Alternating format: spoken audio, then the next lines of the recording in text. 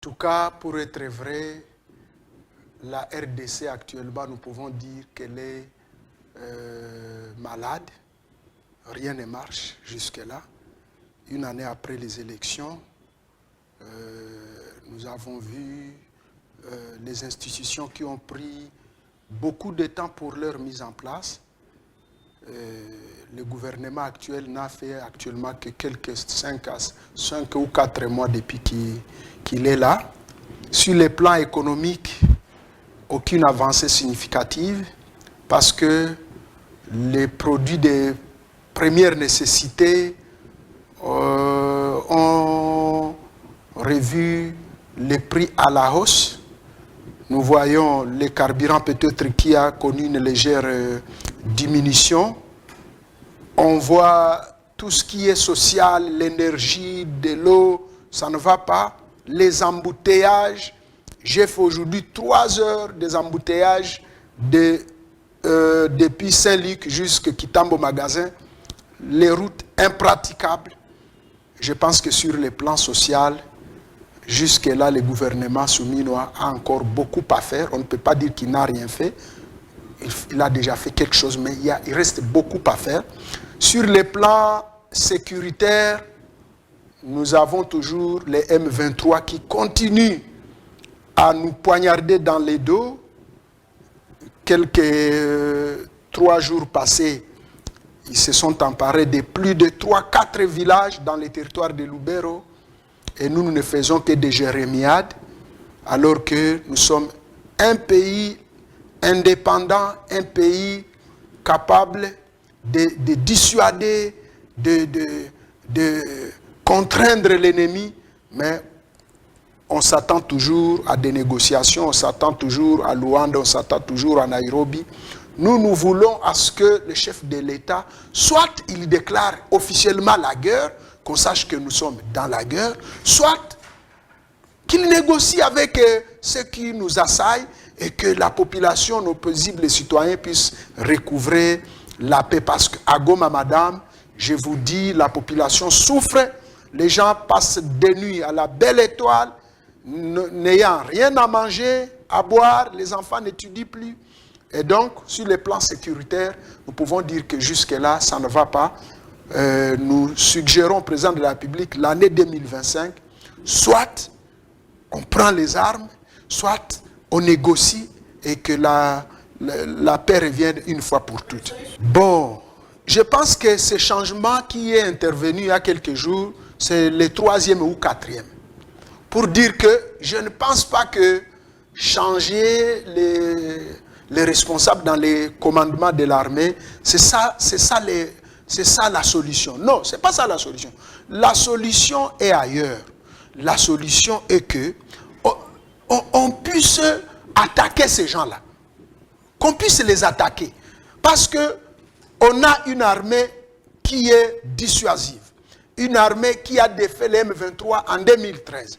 C'est la même armée qui est là aujourd'hui. Le président de la République nous a fait entendre qu'ils ont acheté un armement terrible. Nous voulons voir cet armement sur terrain. On veut voir ces avions-là sur terrain. Moi, je ne comprends pas comment un groupe de petits rebelles peut faire agenouiller toute une république comme la République démocratique du Congo. Donc, pour moi, madame, changement ou non des officiers, c'est un non-événement. Nous, tout ce que nous voulons que la paix revienne. Et cette paix-là, peu importe les prix, que les populations qui sont en train de souffrir. Vous savez, nous ne pouvons pas intérioriser les conditions dans lesquelles sont ces populations-là, parce que nous sommes à Kin, on dort, on se réveille, on mange, on descend, on rentre. Mais à Goma, madame, prenez soin, en tant que grande journaliste d'investigation, de haute renommée, prenez soin de descendre un peu à Goma, dans la province du Nord Kivu, vivre les calvaires, vivre la souffrance dont sont victimes les populations du Nord Kivu. Donc, changer les commandements de l'armée, qu'est-ce que ça va apporter? Je ne pense pas que ça va apporter grand-chose si le chef ne prend pas des décisions courageuses. Et ces décisions courageuses sont celles lancées lors de sa dernière campagne où il avait promis que même à partir de Goma, on peut lancer des obus à Kigali. Nous voulons voir ces obus-là. qu'on lance des bombes, que nos Sukhoi survolent Kigali. Et là, nous allons dire que nous avons un chef de l'État qui tient sa parole et qui tient à ce que la paix revienne. Je vais paraphraser ce qui se passe en Israël. En Israël, on a fait des otages. Il faut voir ce que Netanyahou a fait. Il a administré des leçons à ces gens qui sont venus s'aventurer là-bas. Est-ce que nous ne sommes pas capables de faire ce que Netanyahou a fait?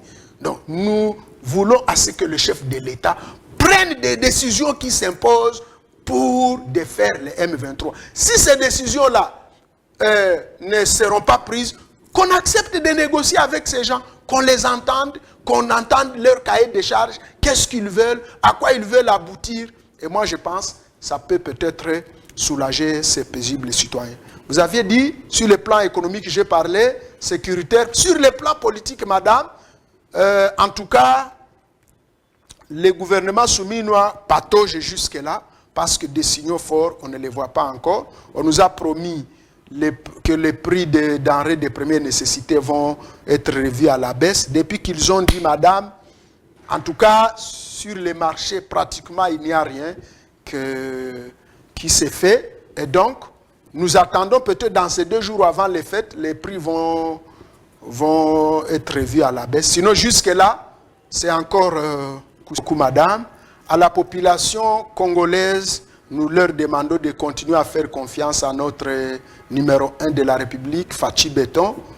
Je pense que, allez voir, d'après moi, il a de bonnes intentions. Je l'ai suivi avant-hier avec les gens de l'Union Sacrée. Il a dit qu'il n'a pas créé l'Union Sacrée pour que les gens viennent se partager les pouvoirs, les gâteaux et laisser la population. Et nous voulons renchérir en disant, Monsieur le Président, tous ces gens-là qui sont autour de vous, dont vous ne voyez pas leur dynamisme à améliorer, à changer le vécu quotidien de la population. Vous avez les stylos, vous pouvez les faire partir, vous pouvez les révoquer parce que vous avez cette qualité-là. Et non faire comme si vous étiez en train de les caresser dans le sens du poil. Tous ces gens-là que vous trouvez qui ne vous aident pas à avancer, nous vous suggérons, Excellence, Monsieur le chef de l'État, de les faire partir. Parce que ces gens-là ne seront pas redevables devant le peuple. C'est vous qui serez redevables. Et par conséquent, si vous trouvez quelqu'un qui ne marche pas dans les cadres, dans la logique de votre idéologie, quoi de plus normal que de les mettre de côté? Donc, la population congolaise continue à donner encore espoir à notre chef de la République, qu'on puisse encore lui donner des crédits, peut-être que les choses vont s'améliorer davantage. À la population de Goma, nous leur souhaitons d'abord polé, comme on le dit chez nous en Swahili, et nous les encourageons. Je pense que, comme le chef est déterminé, les jours qui viennent, en 2025 ici, peut-être nous allons conjuguer les M23 à l'indicatif imparfait. Sinon, en ce qui concerne les vœux, mes vœux les meilleurs, je les adresse d'abord à notre chef de l'Union Sacrée, Fachi Béton, le président de la République. Ensuite, à mon chef, l'excellentissime ministre d'État, ministre de l'Agriculture, en la personne de Grégoire Mouchaïl. Madame, je ne sais pas si vous êtes au courant des grandes réformes sectorielles courageuses que prend le ministre d'État à l'Agriculture, Mouchaïl, qui font que l'année suivante, l'année prochaine, on va mettre fin à l'exportation, à l'importation, qu'est-ce qu'on dit? À l'importation de denrées comme les riz, parce que il y a des grands travaux qui sont en train d'être faits pour améliorer les cultures de riz, les cultures comme de sucre, ainsi de suite. Tout ce que nous avons l'habitude d'importer dans les jours à venir avec les technocrates, l'homme, le cerveau d'État au ministère de l'Agriculture, le ministre d'État Mouchaïl est en train de mener des réformes indescriptibles dans ce secteur. Nous lui souhaitons meilleurs vœux et nous lui témoignons notre indéfectible soutien.